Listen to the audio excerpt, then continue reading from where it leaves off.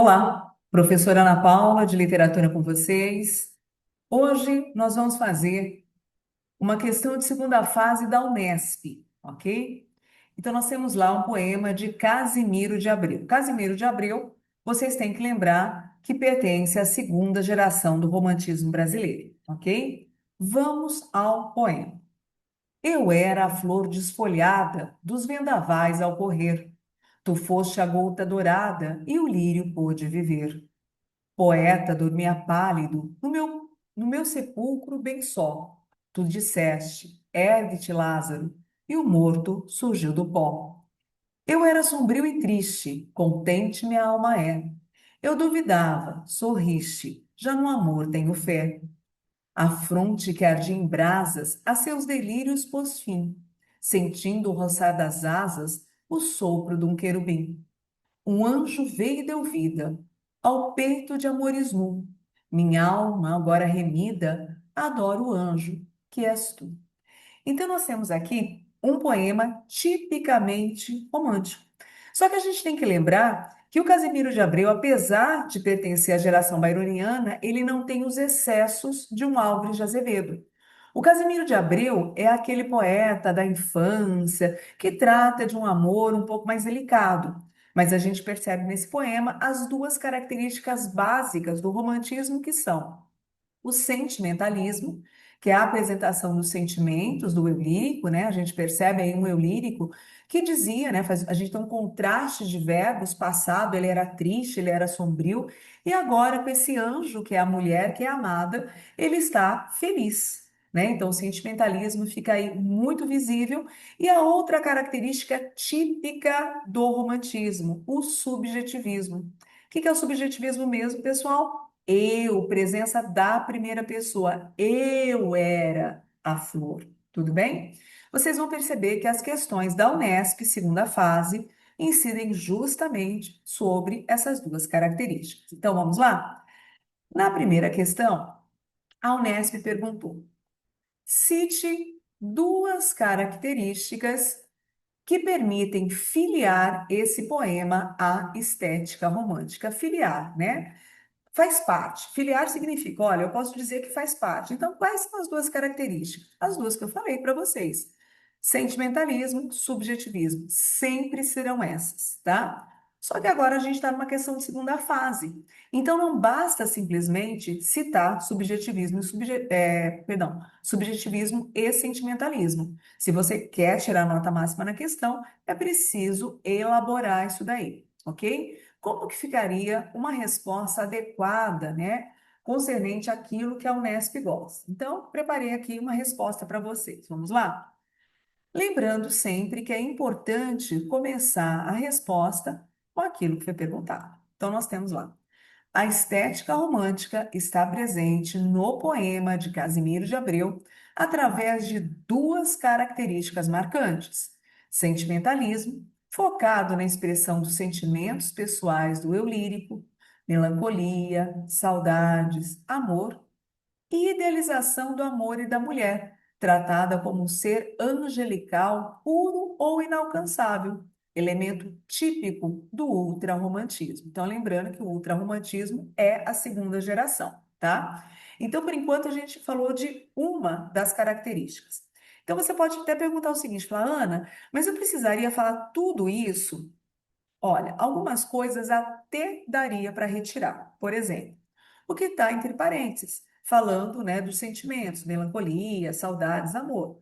Mas você teria de falar que o sentimentalismo é focado nos sentimentos do eu lírico, tá? A gente não pode esquecer a expressão eu lírico, que é a voz que fala no poema. Isso é extremamente importante para que você tire, né, a nota completa na questão, ok? Ah, precisaria falar também da idealização da mulher, né? Então, se você falasse só desse sentimentalismo, já estaria ok, tudo bem? Mas lembrando que, né, desde que eu não esteja respondendo além daquilo que foi perguntado, quanto mais completa a minha resposta, melhor. Só que a gente começou falando que havia duas características marcantes, está faltando a segunda, que a gente coloca aí na última frase, ó. Também a subjetividade expressa no uso de pronomes e verbos na primeira pessoa do singular, tá? A Ana poderia ter colocado presença do eu, primeira pessoa? Poderia. Então, esse é o modelo. Você tem outras formas de responder essa mesma questão. Só lembrando que é preciso que eu comece a minha resposta pela pergunta, cite o autor, preferencialmente lembrando que ele pertence à segunda geração e colocando os termos exatos, sentimentalismo, subjetivismo, explicando o que é cada um deles, ok? A segunda questão feita pela Unesp. Então vamos a ela. A Unesp pediu o seguinte: na última estrofe, vamos ter que voltar lá. O eu lírico recorre a duas rimas ricas. Então, essa matéria é lá da primeira apostila, tá? A parte de rimas. Ou seja, aquelas formadas entre palavras de classes gramaticais diferentes. Então, eu sempre falo para vocês, a Unesp, ela explica o que ela está pedindo, né? Então, ela sempre vai dizer o que é rima rica, o que é rima pobre, o que é uma determinada figura de linguagem, só que você tem que saber localizar isso lá na questão, né? No texto que eles deram. Então, já está lá. Aí eles pediram, cite essas duas rimas, indicando as classes gramaticais das palavras que as compõem. Então, vamos lá, nós vamos ter que voltar no nosso poema para lembrar o seguinte, galera, ó, o que que a questão está dizendo? Eu tenho que ir aqui no último, né, na última estrofe. Então, lembrando o conceito lá da apostila 1, cada verso do poema, gênero lírico, se chama verso. Cada conjuntinho de verso, estrofe. O poema do Casimiro de Abreu é formado por quartetos, que são estrofes de 4 versos, ok? Então, como que a gente faz para ver o tipo de rima? Eu preciso fazer primeiro o esquema. Pediram só da última estrofe, não preciso fazer o restante, ok? Então, eu vou lá, ó.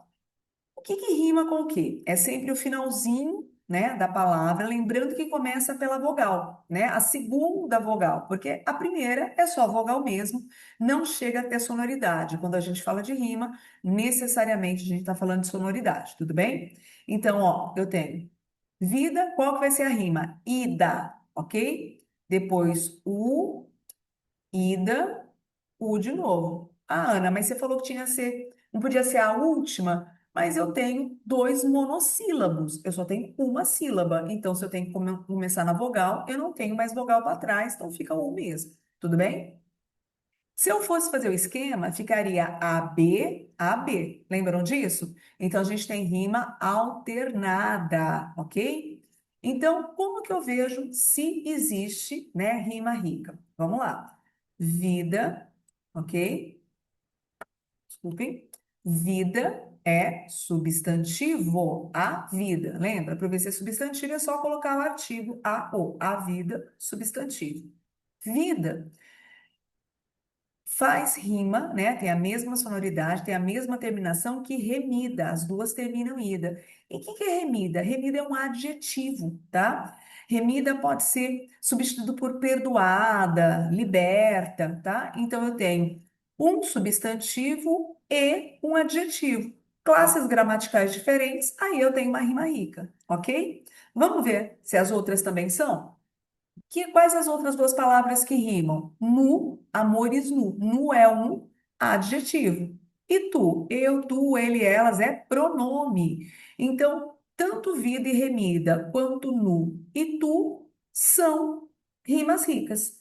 Só que o vestibular pedia para você citar e dizer quais eram essas classes de palavras, tá? Precisava citar as duas? Não, mas tinha que citar correto. Então, vamos voltar lá à questão e a resposta que poderia ser dada. Então, ó, cite essas duas rimas, indicando as classes gramaticais das palavras que as compõem. Então, vamos lá.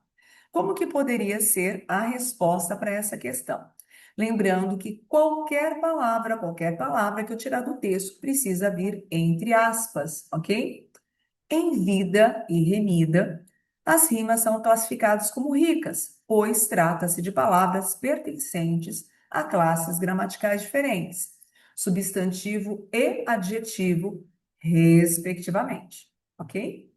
O mesmo recurso é usado nas palavras no e tu. adjetivo e pronome, respectivamente. Ana, poderia ter falado assim: a vida é um substantivo, remida é um adjetivo, portanto, as palavras pertencem a classes gramaticais diferentes, fazendo uma rima rica, problema algum, tá? O respectivamente deixa a sua resposta mais elegante, melhor trabalhada, mas as duas formas de apresentar a resposta estariam corretas. Tudo bem? Então, temos aí as questões A e B de uma das questões da Unesp de 2026 sobre o romantismo brasileiro. Ok? Até a próxima, bons estudos!